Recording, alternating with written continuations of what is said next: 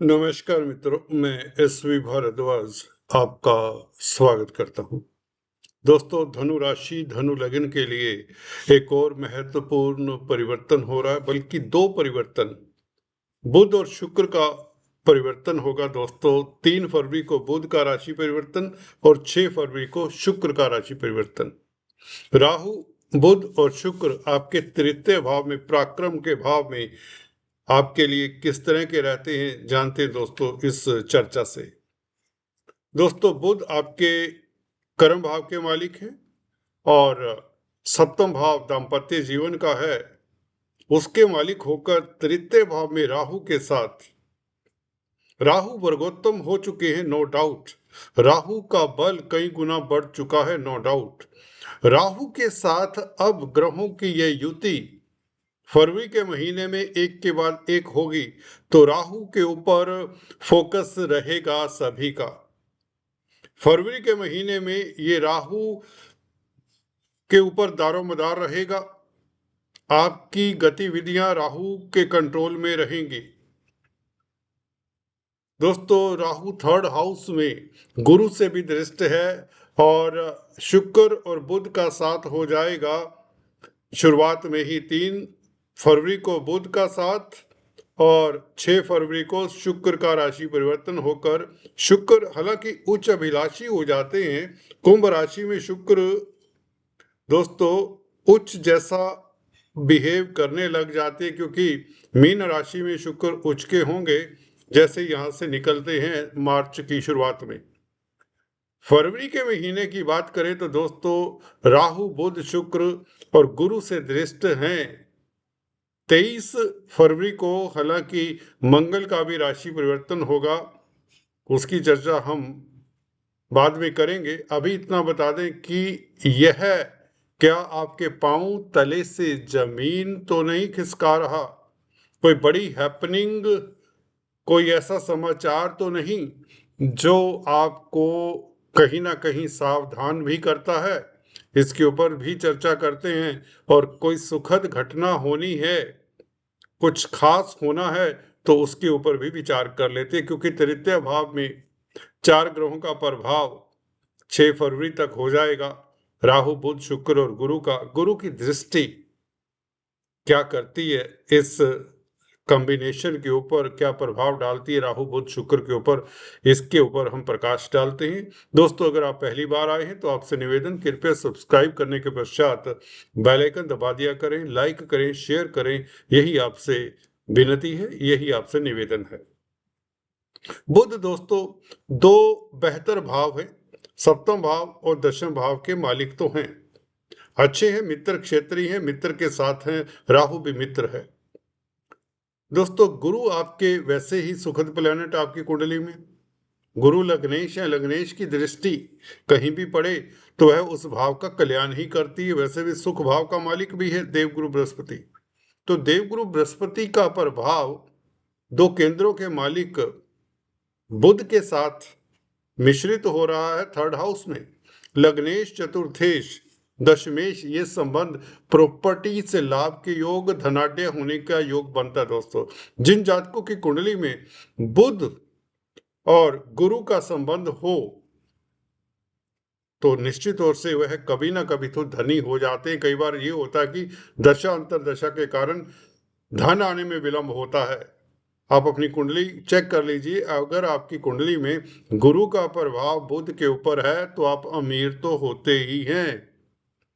गुरु की दृष्टि मात्र, क्योंकि सुख भाव प्रॉपर्टीज के भाव का मालिक है गुरु, लगन का मालिक है, और इसका संबंध बुध के साथ हो जो कि कर्म भाव का मालिक है, आपके कैरियर से, आपके कामकाज से लाभ होता है और प्रॉपर्टीज के योग बनते, सभी तरह के भौतिक सुख, वाहन सुख, घर परिवार का सुख आपके पास होता है। यहाँ तो बुध सप्तम भाव का भी मालिक है। देखिए, सप्तमेश के साथ संबंध गुरु का, ये आपके दाम्पत्य जीवन में बहार सी लाता है। जी हाँ दोस्तों, दाम्पत्य जीवन आपका अच्छा ही रहेगा और अगर आप भागीदारी में कामकाज करते हैं उसके लिए भी स्थितियां अनुकूल रहेंगी। गुरु की नवम दृष्टि बुध शुक्र राहु के ऊपर अच्छी ही है।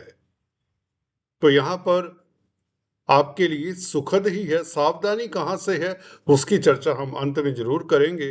कहाँ से आपको सतर्क रहना दोस्तों।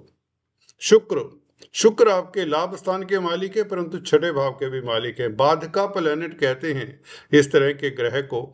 तो 11वां भाव दोस्तों छठे से छठा होता है, तो कहीं ना कहीं ये दिक्कत का कारण भी कभी कभार बनता है, परंतु अभी सुखद स्थिति में है। मित्र के साथ है, दोनों ही मित्र हैं। राहु भी शुक्र का मित्र है और बुध भी शुक्र का मित्र है। तो यहां पर थर्ड हाउस में शुक्र कहीं ना कहीं बच निकलते हैं। वैसे भी काल पुरुष की कुंडली देखे तो बुध की यहाँ पर मिथुन राशि आती है, तो उस नाते भी शुक्र हालांकि आपको इमोशनल बनाते, रोमांटिक बनाते हैं, क्रिएटिव भी बनाते हैं। क्रिएटिविटी का भाव भी है कहीं ना कहीं तृतीय भाव। अगर आप राइटर हैं तो आपकी लेखनी में एक निखार सा होता है। पत्रकारिता करते हैं तो बहुत उत्तम समय रहेगा। बुध कम्युनिकेशन के कारक हैं, तो मुझे लगता है 3 फरवरी के पश्चात आपको कभी कोई बड़ा सुखद समाचार मिल जाए, कमीशन के कामकाज से लाभ हो। बुध की स्थिति बहुत अच्छी हो जाती है। शुक्र उच्च अभिलाषी है, तो यह भी अच्छा ही कहा जाएगा एज पर एज लाभ स्थान का मालिक है।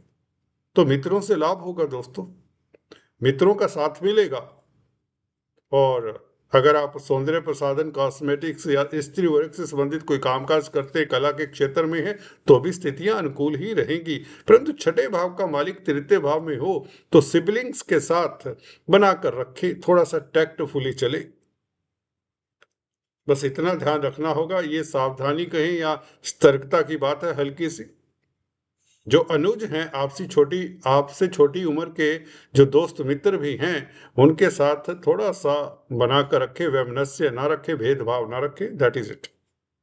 अदरवाइज बुध शुक्र आपके लिए अच्छे हैं। क्रिएटिविटी में निखार आता है, लव लाइफ अच्छा रहता है, दाम्पत्य जीवन अच्छा रहता है, यात्राओं के योग बनते हैं, छोटी बड़ी यात्राओं, मार्केटिंग के व्यक्तियों के लिए जो सेल्समैन होते हैं, मेडिकल रिप्रेजेंटेटिव होते हैं खासकर, क्योंकि मेडिकल फील्ड से मैं यहाँ पर देखता हूँ बुध राहु का संबंध, गुरु की दृष्टि, सूर्य सेकंड हाउस में मंगल के साथ, मेडिकल क्षेत्र में जो कामकाज करते हैं उनके लिए स्थितियां ज्यादा अनुकूल दिखती हैं। इस अवधि में मेडिकल क्षेत्र में कामकाज करने वालों की तरक्की, प्रमोशन के योग बनते हैं। सूर्य मंगल का साथ रह जाएगा 6 फरवरी के पश्चात, दोनों पीछे रह जाएंगे। दोनों भाई कहें, सूर्य मंगल दोनों दोस्त हैं, दोनों मित्र हैं। इस कुंडली में आपकी पंचम भाव के मालिक हैं कौन? मंगल। और भाग्य स्थान के मालिक है सूर्य। यहाँ पर मंगल उच्च के हैं, पंचमेश का एक्साल्टेड होना और पंचम भाव को देखना नवम भाव के मालिक के साथ, तो ये बुध और शुक्र के आगे जाने से मुझे लगता है अकस्मात बड़े लाभ का आयोजन प्रयोजन हो जाता है दोस्तों। बुध शुक्र आगे गए तो अच्छा है, क्योंकि कहीं ना कहीं शुक्र छठे भाव का मालिक होकर आपके ये जो चतुर्ग्रही राजयोग में कहीं ना कहीं दुविधा का कारण भी बनता है।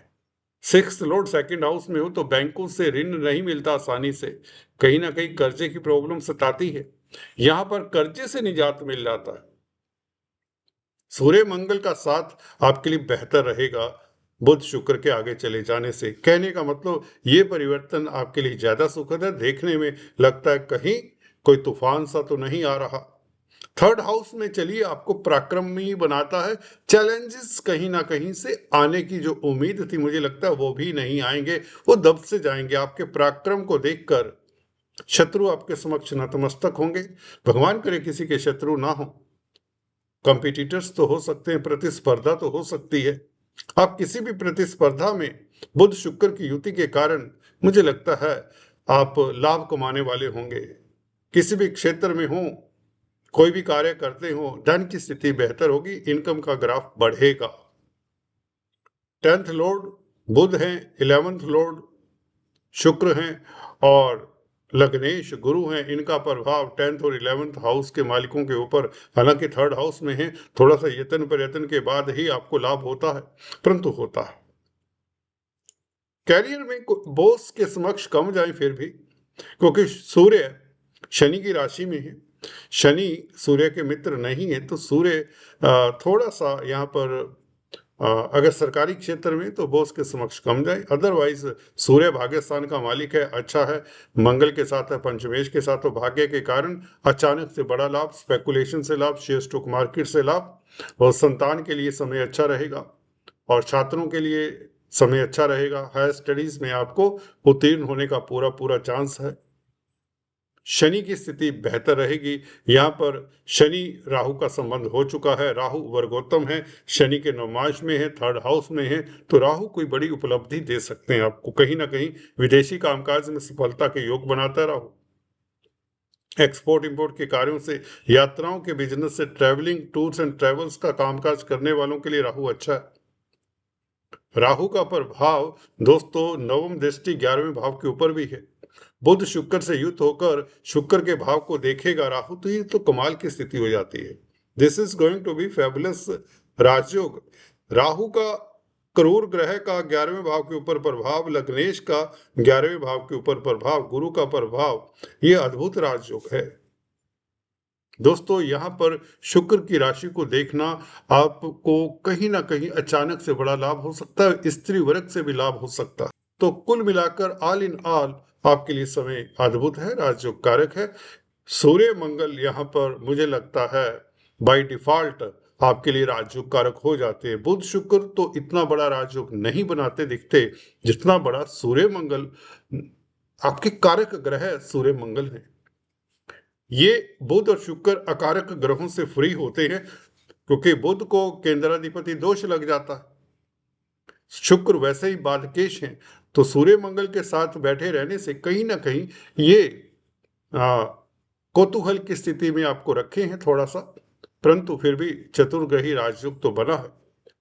जो अब आपको भाग्य के कारण लाभ होगा वह मेरे ख्याल से बहुत उत्तम होगा, बहुत अच्छी स्थिति में सूर्य मंगल भी रहेंगे। तो ये ग्रह गोचर ज्यादा बेहतर है, जो आपके पराक्रम को बढ़ाता है, आपको किसी भी प्रतिस्पर्धा में अव्वल रखता है, A1 रखता है, आपके कॉन्फिडेंस को बढ़ाता है। और शनि के साथ राहु का संबंध निश्चित तौर से आपके लिए काफी सुखद रहेगा। गुरु की अनुकंपा आपके ऊपर बनी हुई है, सप्तम भाव के गुरु राजयोग कारक हैं। गुरु के कारण आपका लव लाइफ बेहतर है, सिंगल्स की शादी के योग बन चले हैं। शुक्र का गुरु से दृष्ट होना लव लाइफ के लिए जैसा कि बताया बेहतर है, और सिंगल्स की मैरिज के योग बन चले हैं 6 फरवरी से। जैसे ही गुरु शुक्र कॉन्टैक्ट में आते हैं तो ये अच्छा कॉम्बिनेशन है दोस्तों। आज इतना ही। Please do subscribe, like and share. Thanks for watching this video. God bless you.